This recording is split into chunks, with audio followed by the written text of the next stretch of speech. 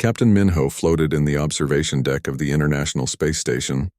He pressed his face against the cold glass and stared at the stars. 3 years ago, humanity learned they were not alone in the universe. Ships came from distant worlds. Strange creatures spoke to human leaders through translators. Earth got a seat at the Galactic Assembly, but only as observers. The aliens treated humans like children who needed to be watched. Minho did not mind the isolation. He liked the quiet of space. He liked his routine. Every morning he checked the station systems. Every afternoon he ran on the treadmill. Every evening he watched Earth spin below him. It was a good life. Then the distress signal came. The alarm woke him at 3 a.m. A ship was approaching. A Vulcan colony vessel according to the identification codes. But something was wrong. The transmission was broken, filled with static and screaming. Then it cut off completely. Minho suited up and took the shuttle out. The Vulcan ship drifted in the darkness like a ghost. No lights, no movement, no response to his calls. He docked with the airlock and forced his way inside. The smell hit him first. Even through his helmet filters he could sense death. The corridors were dark. His flashlight beam cut through the shadows. Bodies lay everywhere, thousands of them. Aliens with blue skin and 4 arms frozen in their final moments. Their faces showed pure terror. Minho had been a fighter pilot. He had seen crashes. He had seen combat. But this was different. These people had died fast. Their bodies showed no wounds, no burns, no signs of violence. They just died. He found the stasis chamber on the lower deck. One pod still glowed with power. Inside lay a Vulcan female, her vital signs weak but steady. Minho carried the pod back to his shuttle and rushed to the station. The woman woke 2 days later. Her name was Taishara. She was an ambassador. When she spoke, her voice was hollow and broken. She told Minho about the plague. 3 years ago, the Cravathi died out. They were an ancient race, older than most civilizations. No one knew why they vanished. Then their weapons activated, bioengineered viruses hidden in their old colonies. The plague spread from world to world. It killed everything it touched. 47 species had fallen. Billions of lives lost. Taishara watched her homeworld die in 72 hours. 4 billion Vulcans gone. The plague adapted to each species perfectly. It found their weaknesses. It struck fast and hard. Nothing could stop it. Earth was next. Minho sent an emergency transmission to Geneva. Within hours, he was on a video call with world leaders. Taishara sat beside him, still weak from stasis. She showed them the data. Charts of dead worlds. Population graphs that dropped to 0. Medical reports of how the plague worked. Dr. Yuna led the response team. She was a virologist, one of the best in the world. She had survived the pandemic of 2032, the one that killed her parents. That experience shaped her entire life. She dedicated herself to stopping diseases. Now she faced something impossible. Yuna studied the data all night. Her team worked around her in the WHO Emergency Center. The numbers were clear. The pattern was consistent. Every species had 14 days from first contact to complete extinction. Earth had maybe 2 weeks, but could they even prepare?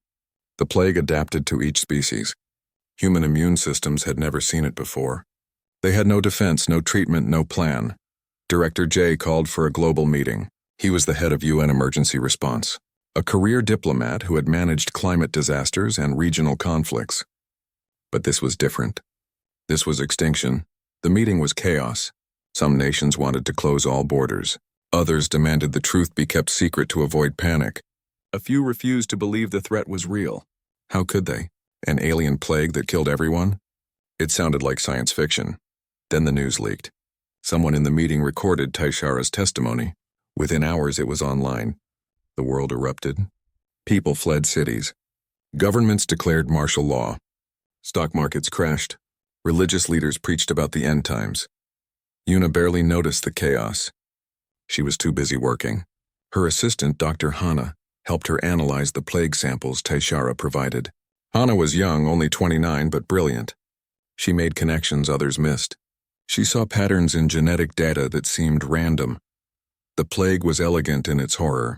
It targeted specific genes in each species. It found the weaknesses built into their DNA. It exploited millions of years of evolution. The Vulcans evolved on a stable world with few diseases. Their immune systems were efficient but simple. The plague tore through them like paper. What about humans? Earth was different. It had 5 mass extinctions. It had constant climate change. It had endless diseases and parasites. Life on Earth was a war. Species fought each other in the environment just to survive. Hana wondered if that made humans stronger or weaker. Were they better prepared, or just better targets? The answer came sooner than anyone expected. An automated probe crashed in Montana. It was infected with the plague. The contamination spread fast. Within 36 hours, the first human cases appeared in a small town near the crash site. Yuna and her team flew to Montana immediately. They set up a mobile lab near the quarantine zone. Military soldiers in hazmat suits kept everyone away from the infected area. But it was already too late. The plague was airborne. It spread through breathing, through touch, through the very air. In Seoul, Nurse Day prepared his hospital for the worst. He was a veteran combat medic who had seen terrible things. War wounds, natural disasters, disease outbreaks. But his hands shook as he checked the supply room. This was different. This was the end. The first cases reached major cities within a week. Airports tried to screen passengers. Borders closed. But the plague moved faster than any response. It jumped from person to person. It spread through communities like wildfire. Taishara watched from the space station. She helped Minho coordinate supply deliveries to Earth. But mostly she waited. She knew what was coming. She had seen it before. In 2 weeks, maybe less, Earth would be silent. 7 billion humans would be dead. Another species would fall to the Krivathi plague. But deep in a Montana hospital, something unexpected happened. A patient named Sarah, infected on day 1, should have been dead. According to all the data, she had hours at most. Her fever spiked to dangerous levels. Her organs began shutting down. The doctors prepared her family for the worst. Then her fever broke. Her vital signs stabilized. She started breathing easier. By morning, she was sitting up in bed asking for water. The plague was still in her system, but her body was fighting back. Somehow, impossibly, she was winning. Yuna got the report and did not believe it at first. She checked the data 3 times. She called the Montana team. They confirmed it. The patient was improving. Her immune system was attacking the plague. It should have been impossible. Then more reports came in. Other patients were surviving the first day. The mortality rate was high but not total. Not like the other species. Something was different about humans. Something the plague did not expect. Hana pulled up Earth's evolutionary history. She looked at the genetic data. She compared human DNA to the samples from dead alien species. Then she saw it. The pattern that might save them all. Or might just delay the inevitable. Humans were messy. Their genes were full of junk DNA. Ancient viruses that infected their ancestors millions of years ago. Broken code that served no purpose. Redundant systems that made no sense. Evolution on Earth was not elegant. It was chaos. And that chaos might be their salvation. The plague looked for clean genetic switches. It targeted specific weaknesses. But human DNA was too complicated. Too random. Too broken. The plague kept trying to find the patterns it needed. But they were buried under millions of years of evolutionary junk. Yuna listened to Hana's theory. She looked at the data again.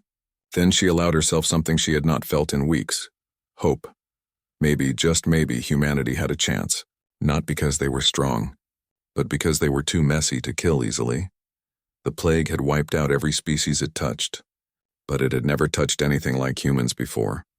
Earth's children were about to show the galaxy what 4 billion years of survival training looked like. Part 2. Dr. Yuna stared at the numbers on her screen. They made no sense. According to everything they knew, Earth should be empty by now. The plague had been loose for 7 days. Every other species died within 3 days. But the numbers were wrong. Or maybe they were right for the first time. 30% of infected humans were seriously sick. They had high fevers. Their organs struggled. Some died, but most lived. 82% survived. That number should have been 0. Taishara came down from the space station to see for herself. She walked through the hospital in Geneva wearing a protective suit. She saw humans lying in beds connected to machines, but they were alive, fighting, recovering. Her people had died in their beds within hours. These humans were lasting days. In Seoul, Nurse Day worked 18-hour shifts. The hospital was full. Every bed had a patient. Every patient was fighting for their life. Day watched a young mother survive her third day with the plague. She should have been dead. Instead, she asked about her children. She wanted to know if they were safe. Day told her the truth. Her children were infected too, but they were alive, fighting like their mother. The whole family was surviving something that killed entire planets. Dr. Hana worked in the research lab below the hospital. She examined blood samples under the microscope. What she saw was incredible. The plague was trying to adapt. It was changing, mutating, searching for a way to kill humans effectively. But human immune systems were fighting back harder than it expected. Human bodies were experiencing cytokine storms. Their immune systems were going into overdrive. In most species, this would cause death. The body would destroy itself fighting the infection. But humans were handling it. Their bodies were used to this kind of warfare. Hana made a breakthrough. She discovered why humans were different. Earth was a brutal place. For billions of years, life on Earth fought constant battles, diseases, parasites, climate disasters, 5 mass extinctions. Every creature that survived had to be tough. Humans inherited that toughness. Other species evolved on stable worlds. Their immune systems were efficient, clean, simple. The plague understood simple systems. It knew how to break them. But human immune systems were chaotic, messy, redundant. They had backup systems for their backup systems. Evolution on Earth did not make elegant creatures. It made survivors. Yuna called a global conference. Scientists from every nation joined the video call. She explained what Hana discovered. The plague was designed to target genetic weaknesses, but human DNA was full of junk. Ancient viral code from infections millions of years ago. Broken genes that did nothing. Random mutations that served no purpose. The plague kept searching for clean targets, but human genes were too messy, too diverse. Every population on Earth had different genetic patterns. African genes, Asian genes, European genes, Native American genes, Pacific Islander genes. Every group had survived different challenges. The plague could not adapt to all of them at once. This was good news. But it was not victory. The plague was still adapting. It was learning. Some patients were getting sicker. The virus was finding new strategies. Round 1 went to humanity. But round 2 was coming. Taishara could not believe what she was seeing. She had watched 47 civilizations fall. She had seen the strongest species in the galaxy die like insects. But these humans, these primitive creatures who barely reached the stars, were surviving. It made no sense. She talked to Yuna one night in the research lab. Both women were exhausted. Yuna had lost 20 pounds. She slept 3 hours a night, but her eyes were sharp and focused. Taishara asked her how humans did it. How did they survive? Yuna laughed, but it was a tired sound. She explained that humans did not survive because they were strong. They survived because Earth never let them be weak. Every generation faced new diseases, new challenges, new threats. The weak died. The strong reproduced. For millions of years, this pattern repeated. It carved survival into human DNA. The plague was the ultimate test, but humanity had been preparing for it since the first human ancestor fought off the first infection. Every disease their ancestors survived gave them tools. Every pandemic taught their bodies new tricks. The plague was deadly, but Earth had been trying to kill humans for much longer. Then the second wave hit. 2 weeks after the first infections, the plague mutated. This version was smarter, faster, more aggressive. It targeted the survivors from the first wave. People who thought they were safe got sick again. Day saw it firsthand. The young mother who survived the first wave came back to the hospital. She was worse this time. Her fever was higher. Her body was failing faster. Dee held her hand and promised her children were being cared for. He did not tell her that her children were also sick again. The second wave hit harder. Mortality rates jumped to 45%. Hospitals around the world filled beyond capacity. Doctors and nurses worked until they collapsed. Some caught the plague themselves, many died. But many survived and went back to work. Yuna's team analyzed the new strain. The plague had learned from its first failure. It found new genetic targets. It changed its approach, but it was still struggling. Human immune systems were adapting too. People who survived the first wave had some protection. Their bodies remembered the threat. They fought back faster the second time. This was something the plague had never faced before. Other species did not have immune memory this strong. Their bodies could not learn and adapt like human bodies could. Evolution on Earth taught humans to remember their enemies. Hannah made another discovery. Human gut bacteria were interfering with the plague. The microbiome, the billions of bacteria living in human intestines, was part of the defense. These bacteria had evolved alongside humans for thousands of years. They protected their hosts. The plague tried to spread through the digestive system, but the bacteria fought back. No other species had this kind of relationship with their bacteria. Aliens kept their bodies clean, sterile, efficient. Humans were walking ecosystems. Trillions of bacteria, viruses, and fungi lived on and in them. It was chaotic and messy, but it worked. Director J made a global announcement. He told the truth. The plague was deadly. Billions would die, but humanity would survive. The numbers proved it. Every day more people recovered. Every day the plague got weaker. They were winning a war of attrition, but the cost was terrible. 2 billion people died in the first month. Entire cities were devastated. Economies collapsed. Governments struggled to maintain order. Food supplies ran short. Power grids failed. Society was breaking down even as individuals survived the plague. Captain Minho coordinated relief efforts from space. He worked with Taishara to deliver supplies to hard-hit areas.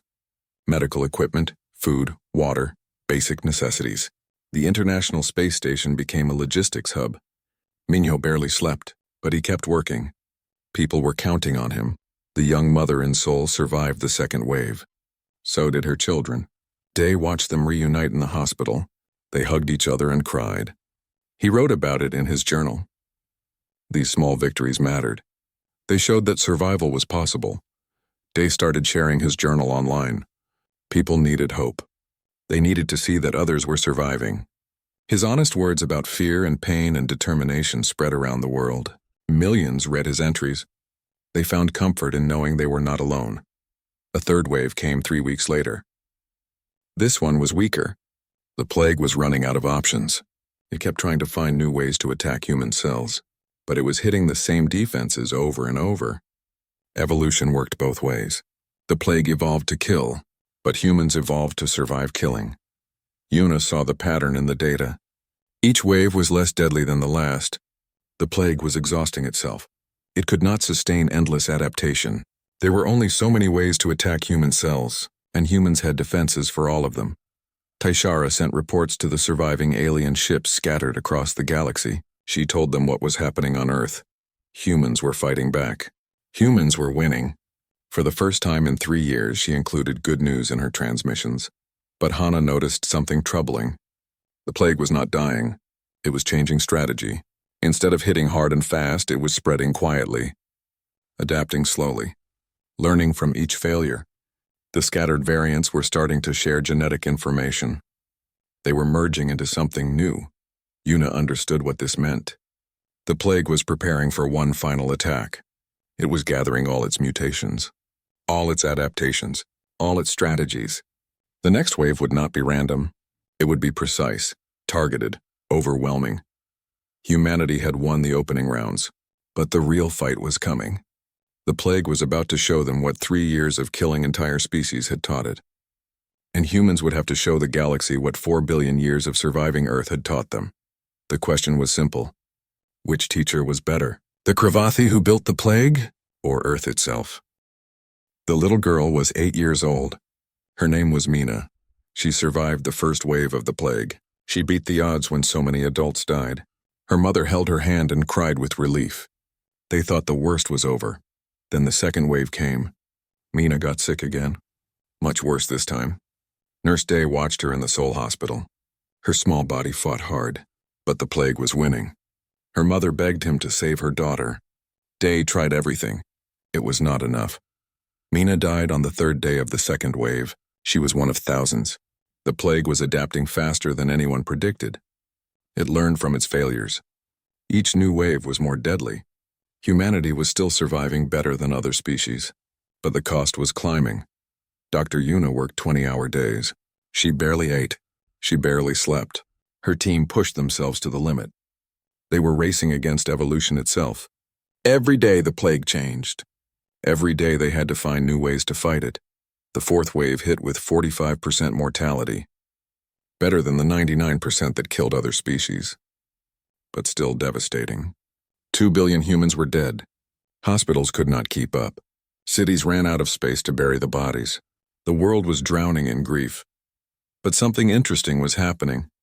Dr. Hanna noticed it in the data. People who survived the first wave had partial immunity to the second. Their immune systems remembered the plague. They fought back faster. Some still died, but more survived than should have been possible. Human immune memory was working. This was normal for Earth diseases. Get sick once and your body learns. Next time you fight better. But no other species showed this level of immune learning. The plague had never faced it before. Taishara helped analyze the data. She compared human immune responses to Vulcan records. The difference was clear. Vulcan immune systems were efficient but static. They did not learn and remember like human systems did. This was why the plague killed Vulcans so easily. Their bodies could not adapt fast enough. Humans were different. Their bodies were learning machines. Every infection taught them something new. Every disease left a memory. This came from millions of years of fighting Earth's diseases. Natural selection favored humans whose immune systems learned fast. UNA called for global cooperation. Nations shared data in real time. Research teams worked together across borders. Political differences did not matter anymore. Humanity was united by one goal. Survive. Director J made hard decisions. He redirected all resources to medical research. Economies collapsed, but staying alive was more important than staying rich. Factories stopped making consumer goods. They made medical supplies instead. Soldiers delivered food and medicine. Police maintained order. Everyone had a role. Hanna developed the first targeted treatment. She called it Protocol Alpha. It used synthesized human antibodies to boost immune response. The treatment helped patients fight back without triggering the deadly cytokine storms that killed so many. It was not a cure, but it helped. Captain Minho coordinated the delivery of Protocol Alpha worldwide. Cargo ships carried vials to every continent. Medical teams administered the treatment to the sickest patients first. The results were promising. Survival rates improved by 15%, but 15% was not enough. The plague kept evolving. A fifth wave emerged, then a sixth. Each wave was slightly weaker than the last. The pattern was clear. The plague was running out of options. It was exhausting the genetic vulnerabilities it could exploit. Human genetic diversity was the key. Every population on Earth had different genes. What killed people with African ancestry might not kill people with Asian ancestry. What killed Europeans might not kill Native Americans. The plague could not adapt to all groups at once. It was spreading itself too thin. Day kept writing in his journal. He wrote about Mina's death.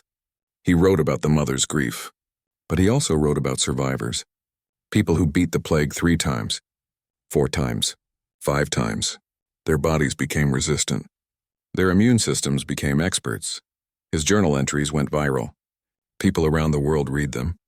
They found hope in his words. They saw that survival was possible. Even in the darkest moments, humans were fighting back. Every survivor was proof that the plague could be beaten. Alien ships started arriving at Earth, not to invade. To observe, to learn. They wanted to know how humans were doing the impossible. Taishara welcomed them. She showed them the hospitals, the research labs, the treatment centers. She showed them humanity at its worst and its best. The aliens were amazed. Humans were crude, inefficient, chaotic, but they survived. They endured. They refused to die. One alien scientist called humans the most resilient species in the galaxy. Not the strongest, not the smartest, but the hardest to kill. Una barely noticed the alien visitors. She was too busy working. The 7th wave was coming. Her model showed it would be different. Weaker in some ways, but more persistent. The plague was changing strategy. It was learning to hide. Hanna confirmed her fears. The plague was no longer trying to kill quickly. It was trying to survive, to hide in human cells, to wait for the right moment.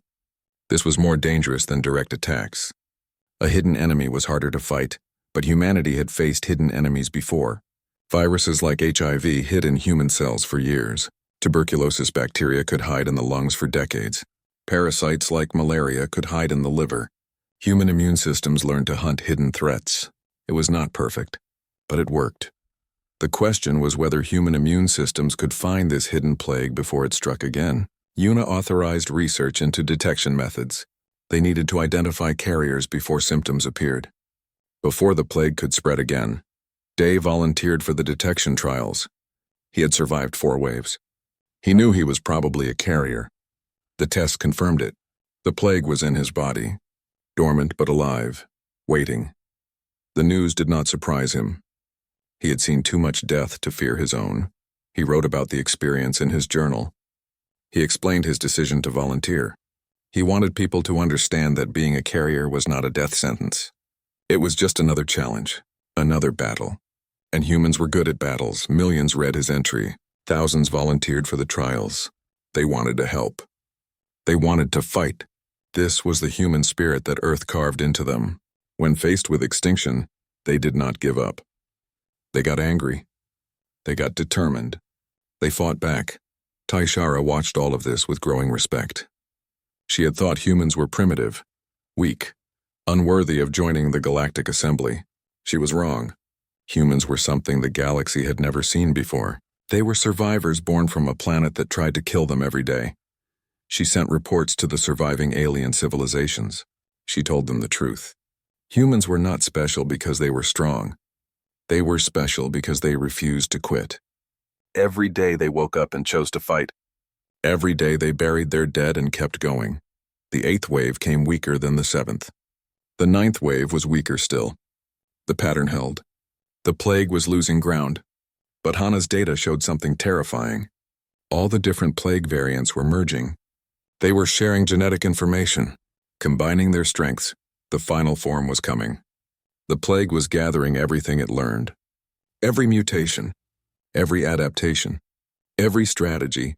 It would make one last attempt to wipe out humanity, and it would be the strongest version yet. Yuna called an emergency meeting. She showed the data to world leaders and her research team. They had 72 hours, maybe less. The final wave would be devastating. Mortality rates could hit 70% or higher, but they were not helpless.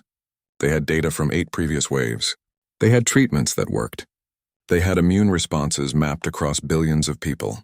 They had the genetic diversity of the entire human species as their weapon. Hana proposed a radical solution. They would trigger the final evolution early, deliberately expose volunteers to a concentrated version of the merged plague. Use their immune responses to develop targeted countermeasures before the natural wave hit. It was risky. Many volunteers would die, but it might save billions. Yuna approved the plan. She had no choice. This was their best chance, maybe their only chance. 2,000 people volunteered within hours. Day was among them. So was Taishara. The alien ambassador wanted to help. She owed humanity for giving her hope, for showing the galaxy that survival was possible. The trials began. The volunteers entered containment facilities. They were exposed to the concentrated plague. Doctors monitored them around the clock. The world watched and prayed. Everything depended on what happened in the next 72 hours. The plague was making its final move. But so was humanity, and Earth's children were about to show the galaxy what happens when you try to kill something that learned survival from the cruelest teacher in the universe. The containment facility in Geneva was silent. 2,000 volunteers lay in beds connected to monitors. They were about to face the plague's final form, concentrated, optimized, deadly. This was the version that would sweep across Earth in 72 hours. These people would face it first. Dr. Yuna stood in the observation room. She watched the monitors. Each screen showed a life, a heartbeat, a person who volunteered to die so others might live. She felt the weight of every decision that led to this moment. In Seoul, Nurse Day lay in his containment bed. He wrote in his journal one more time. He wrote about fear, about duty, about hope. He explained why he volunteered. Someone had to go first. Someone had to show others it could be done. He was not special. He was just willing. Taishara was in a facility in New York. She was the only alien in the trials. Her body was different from human bodies, but she wanted to help. She wanted to give something back to the species that gave her hope. If she died, at least she died fighting. The exposure began at midnight. Doctors released the concentrated plague into the containment rooms. Within minutes, every volunteer was infected. Within hours, symptoms appeared. High fevers, difficulty breathing, organ failure. The plague was working exactly as predicted. Dr. Hana monitored the data from her lab. She watched immune responses in real time. Some bodies fought back hard, others struggled. The plague was incredibly efficient. It targeted every weakness it had learned over the past 2 months. This was the culmination of its evolution. By morning, 300 volunteers were dead. By noon, 600. By evening, 1,000. The mortality rate hit 70%. This was what Earth would face in 3 days. Yuna felt sick watching the numbers climb. But they needed this data. They needed to understand how to fight back. Day survived the first day. Barely. His fever reached dangerous levels. His lungs filled with fluid. But his body fought back. He had survived 4 previous waves. His immune system knew this enemy. It remembered. It adapted. He was one of the lucky ones. Teshara almost died. Her alien body had no natural defenses against the plague. Only the treatments kept her alive. But she survived. And her survival provided crucial data. Human treatments could help other species. This was important information. Hana made the breakthrough on day 2. She was analyzing blood samples from survivors. She noticed something incredible. Their immune systems were producing proteins that interfered with the plague's replication. These proteins came from ancient viral DNA embedded in human genes. Millions of years ago, viruses infected human ancestors. Some of that viral DNA got stuck in human genes. It was junk DNA, random code that served no purpose, or so everyone thought. Now that junk DNA was producing proteins that saved lives.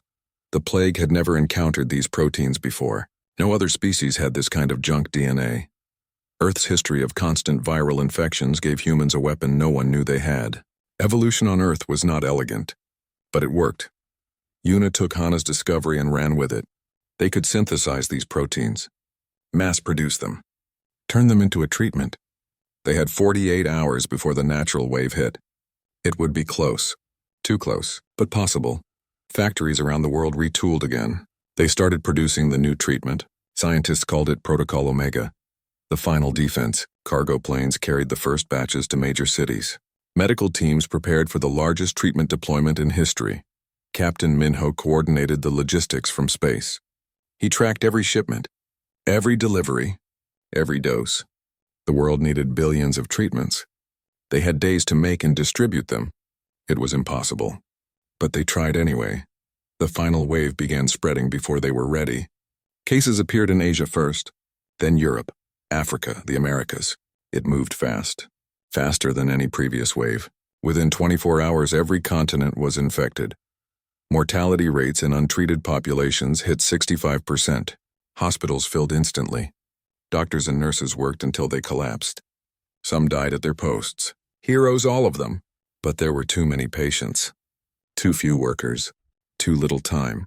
Then Protocol Omega arrived.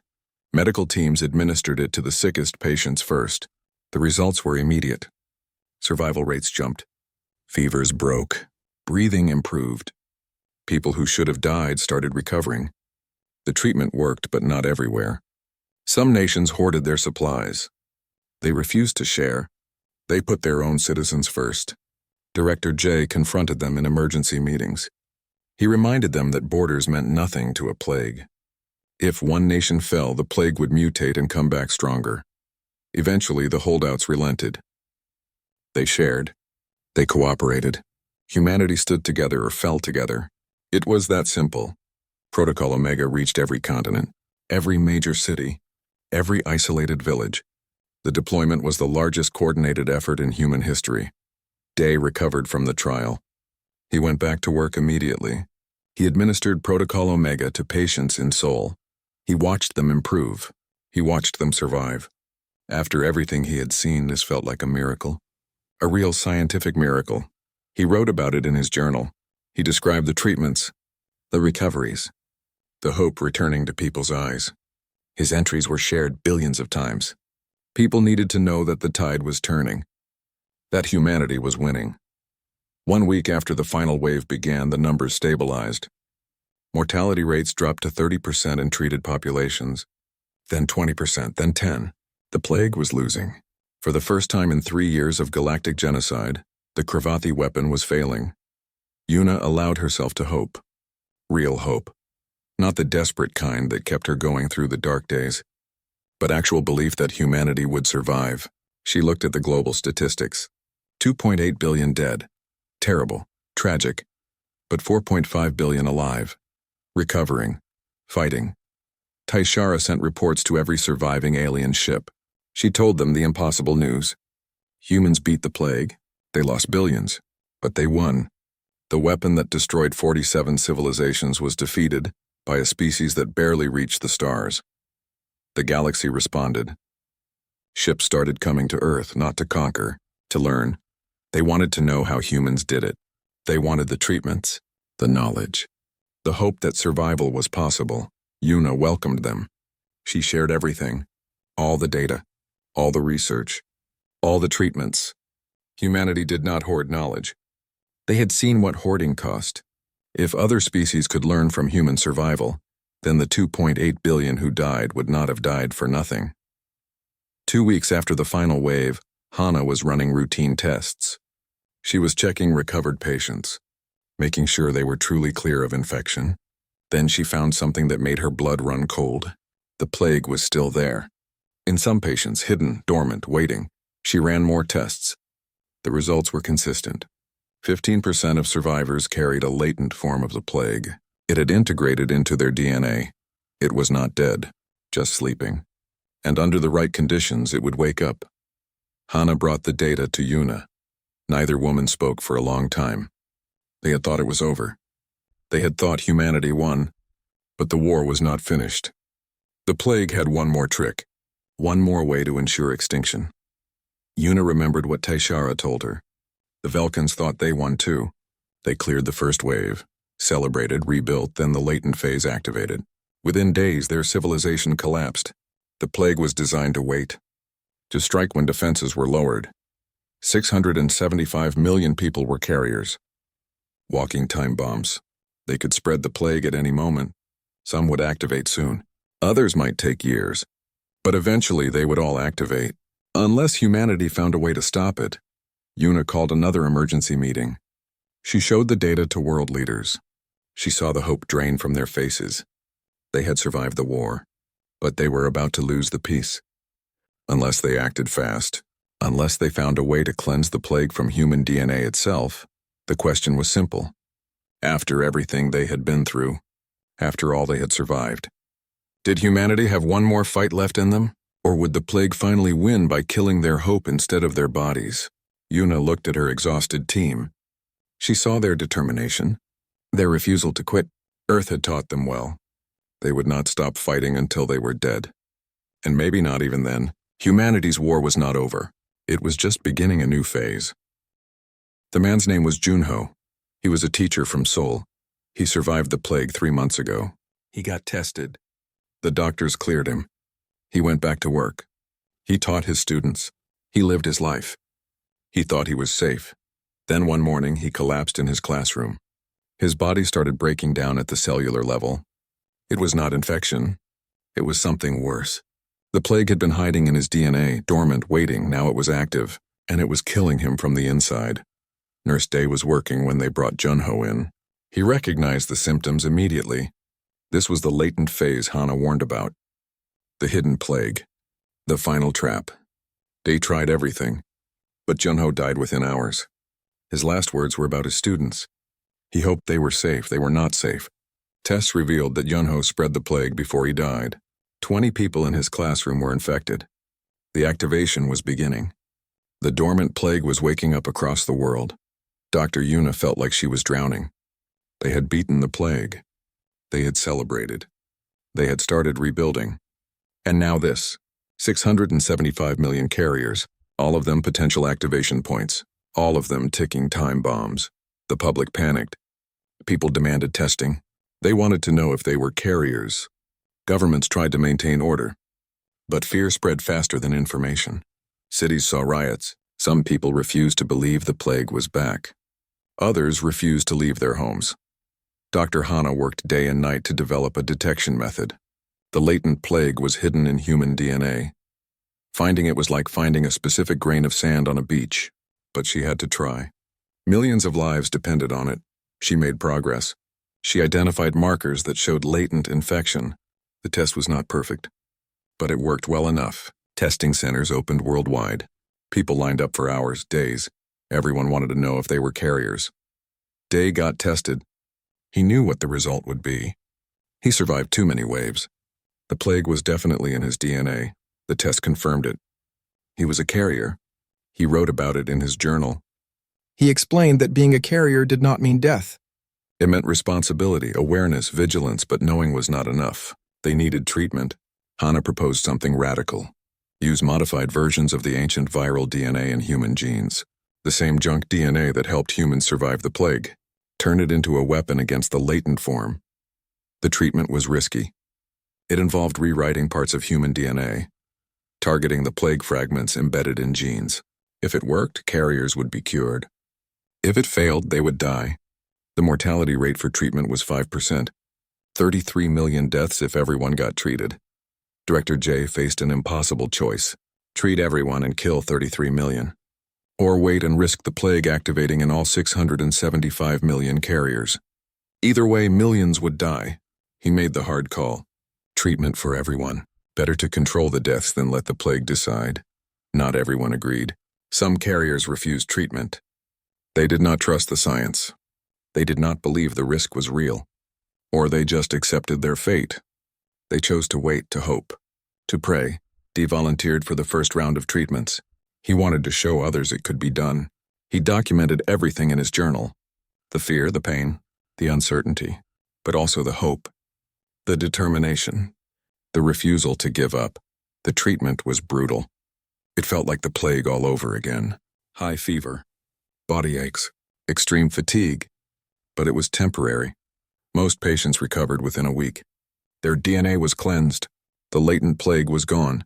They were truly free. Some did not survive. The 5% mortality rate held. Day watched people die in beds next to him. People who survived the plague, who beat impossible odds, who died trying to get rid of the last traces. It felt cruel, unfair, but necessary. Una tested positive too. She was a carrier. She had been too busy working to notice the symptoms. Or maybe she ignored them. Either way, she needed treatment. She scheduled it publicly. A global broadcast. She wanted people to see, to understand, to follow her example. The broadcast reached billions. People watched their leader take the treatment. They saw her suffer. They saw her survive. It was powerful, inspiring. Millions of hesitant carriers decided to get treated. If she could do it, they could too. Teixeira helped coordinate the global treatment effort. She worked with Captain Minho to deliver treatments to remote areas, islands, mountains, deserts, anywhere humans lived. The operation was massive, complex, but essential. Activation events continued during the treatment rollout. Carriers who had not been treated yet suddenly got sick. The plague woke up in their bodies. Some were near hospitals. They got emergency treatment. They survived. Others were not so lucky. Day's journal became more important than ever. He wrote about the treatment, about recovery, about what came after. His words gave people strength. His honesty gave them hope. Millions followed his example. They got tested. They got treated. They survived. The treatment campaign lasted 3 months, the largest medical operation in history. Testing centers in every city, treatment facilities everywhere, medical teams working around the clock. Governments put aside differences. Corporations donated resources. Humanity united again. Hana tracked the progress obsessively. She watched the numbers drop. 600 million carriers treated, then 650 million, then 670 million. They were approaching complete coverage. The end was in sight, but some refused treatment to the end. Religious groups who believed it was against God's will. Conspiracy theorists who thought the treatment was worse than the plague. Isolated communities who never got the message. They were small groups, but they existed. Eventually, most came around. They saw friends die from activation. They saw neighbors survive treatment. Fear of the plague overcame fear of the treatment. Slowly, steadily, the holdouts got treated.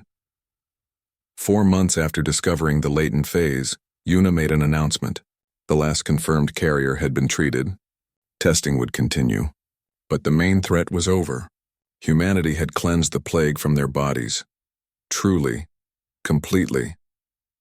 Finally. The latent phase killed 28 million people. Some from activation, some from treatment complications, added to the 2.8 billion from the active phase. Total deaths reached 2.9 billion, nearly half of humanity, the worst disaster in human history. But 4.4 billion survived. They beat the plague that destroyed 47 civilizations. They endured something no other species endured. They proved that Earth's brutal legacy created something unique, something resilient, something that refused to die. Day wrote a final entry in his plague journal. He wrote about survival, about loss, about hope. He explained that humanity did not win because they were perfect. They won because they never quit. Even when death seemed certain, even when hope seemed foolish. They kept fighting. His journal was published as a book. It became required reading in schools. Future generations needed to know what happened, what their parents and grandparents endured, what survival cost, and why it mattered. Tayshara sent final reports to the alien ships. She told them the plague was defeated. Completely. Earth was safe. But more importantly, Earth had the knowledge to help others. The treatments worked on her alien biology. They could work on other species too. Ships started arriving, not just to observe, to ask for help. Refugee populations from destroyed worlds. Survivors who thought they were the last of their kind. They came to Earth seeking hope, seeking knowledge, seeking salvation. Yuna welcomed them all. She shared everything freely. All the research, all the treatments, all the hard-won knowledge. Humanity survived. Now they would help others survive. It was the right thing to do. The human thing to do. The plague had tried to end life in the galaxy. It killed trillions, destroyed worlds, erased entire species from existence. But it failed. It failed because it reached Earth, because it encountered a species forged in the cruelest crucible imaginable, a species that learned survival from a planet that never stopped trying to kill them. The war was over. The plague was dead. Humanity survived, and the galaxy was about to learn what 4 billion years of Earth's brutality could teach them. 1 year after the first infection, Earth was rebuilding. Cities rose from ruins. Farms produced food again. Power grids came back online. Life was returning to normal, or as normal as it could be after half the population died. Dr. Yuna stood in front of a massive wall in Geneva, the Memorial Wall. 2.9 billion names carved in stone. Every person who died in the plague. She found her team members who did not survive. Scientists who worked themselves to death. Volunteers who died in the trials. Heroes all. Behind her, representatives from 17 alien species gathered. They came to dedicate the memorial, to honor the dead, to remember what happened. Each species lost billions to the plague, but they survived because humans showed them how. Tayshara stood beside Yuna. The Velkan ambassador had become humanity's biggest supporter. She traveled the galaxy telling their story, how primitive humans defeated the weapon that destroyed advanced civilizations, how Earth's brutality became the galaxy's salvation. The ceremony was simple. No speeches, no politics, just silence, remembering. The living honored the dead. They made a promise. Never forget. Never waste the gift of survival. After the ceremony, Yuna met with alien scientists. They wanted to know how to protect their remaining populations. The plague was defeated on Earth, but infected worlds still existed. Dormant colonies, abandoned stations. The threat was not completely gone.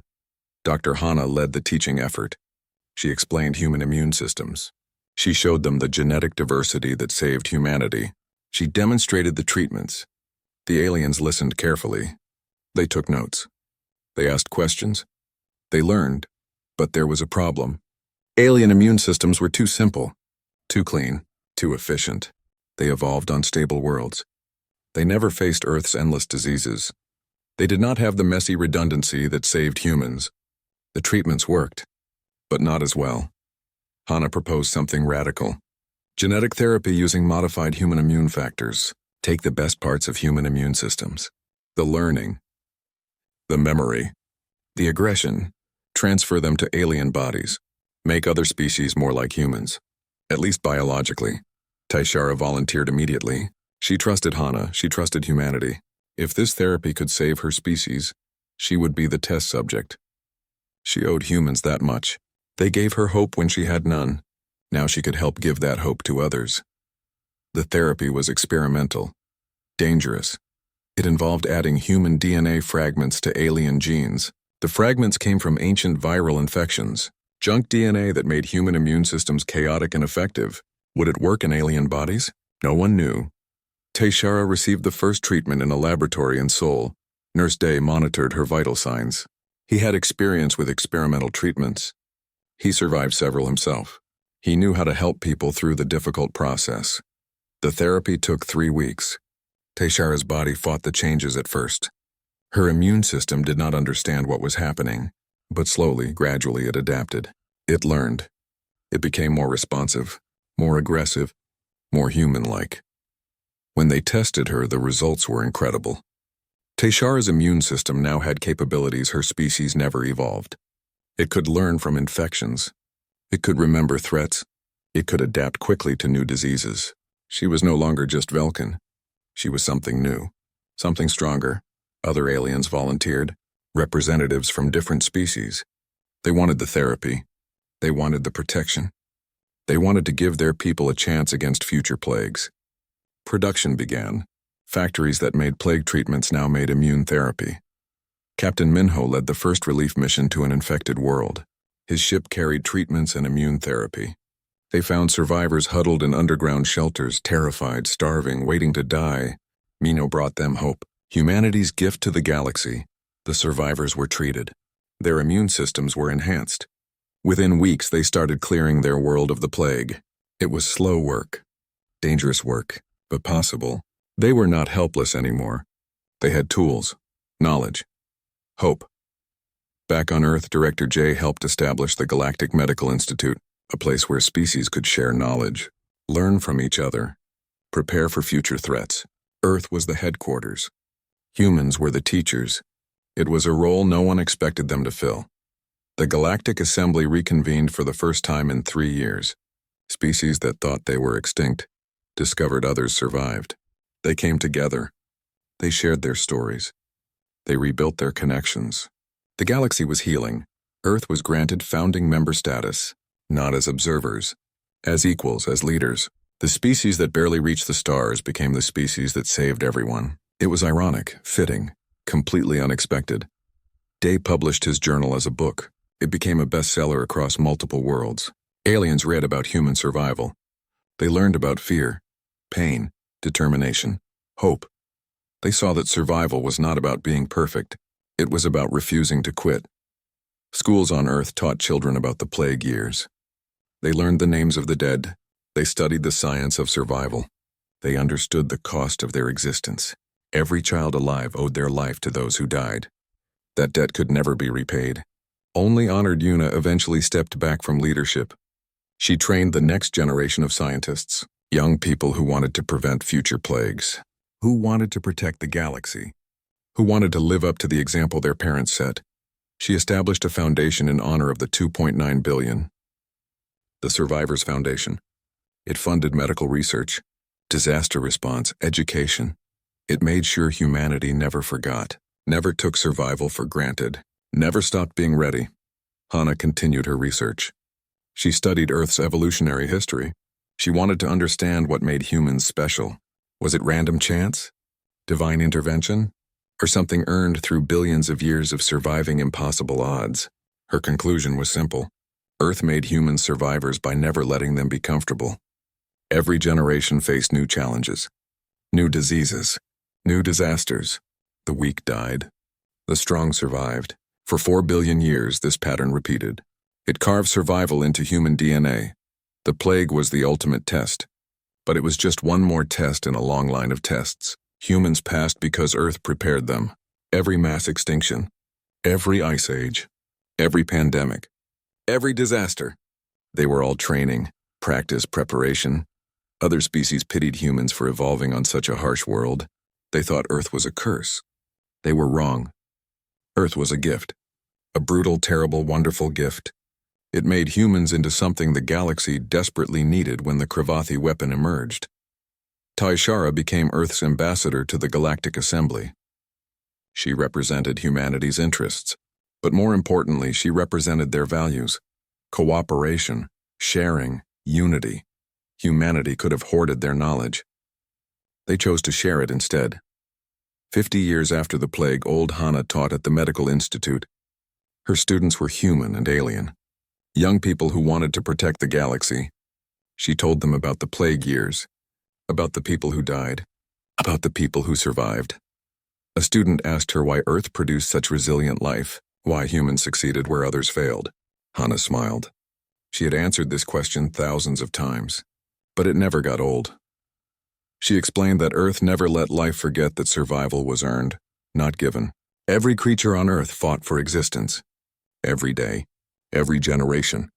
This created something unique. Something special. Something that saved the galaxy. The Kravathi built the plague to end life. They succeeded partially. Trillions died. Worlds fell. Species vanished. But they failed ultimately. They failed because their weapon reached Earth. Because it encountered humans. Because Earth's children remembered how to survive. Humanity did not save the galaxy despite Earth's harshness. They saved it because of Earth's harshness. The planet that tried to kill them for 4 billion years instead made them into the species that refused to die. And when the galaxy needed survivors, humans were ready. Memorials existed on every inhabited world now. Places to remember the dead, to honor the survivors, to teach future generations. The plague years became history, but the lessons remained. Never forget. Never waste this gift. Never stop fighting. Una visited the memorial wall on her last day. She was 92 years old, tired, ready to rest. She placed her hand on the cold stone. She touched names of friends, colleagues, the volunteers who died so others could live. She whispered a promise. We remembered. We honored you. We lived well. We made your sacrifice mean something. Thank you. Behind her, the galaxy thrived. Billions of lives. Dozens of species, all alive because humans showed them survival was possible. The plague tried to end everything. It failed. Life continued. Stronger. Wiser. More united. Earth's children learned to survive on a planet that never stopped trying to kill them. Now they taught the galaxy that survival was not about avoiding death. It was about refusing to die. About fighting every day. About never giving up. The plague wiped out every species, until it reached Earth, until it met humans, until it learned that some species cannot be killed. Not because they are perfect, but because they learned survival from the cruelest teacher in the universe. And that lesson saved everything.